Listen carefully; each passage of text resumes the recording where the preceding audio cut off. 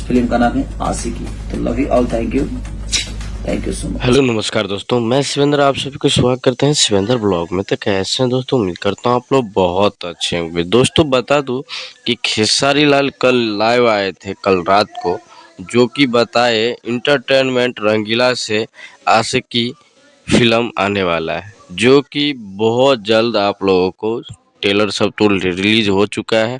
और फाइनली आज के दिन जो कि 9 बजे इंटरटेनमेंट रंगीला से आशिकी फिल्म रिलीज हो रहा है, जो कि आप लोग का प्यार दुलार आप लोग खूब आशीर्वाद दीजिएगा और ऐसे ही आप लोग देखते रहिएगा शिवेंद्र ब्लॉग। और भाई लोग गाने की बात करें, जो कि गाने सब शूट हुआ है और भाई लोग बैक टू बैक गाने सब बहुत जल्दी आप लोगों को देखने के लिए मिलेगा। और भाई लोग जैसे आप लोगों को पोस्टर नज़र में आते हैं तो आप लोगों को वीडियो के माध्यम से बता दिया जाएगा। दोस्तों मेरे वीडियो में बने रहने के लिए दिल से धन्यवाद।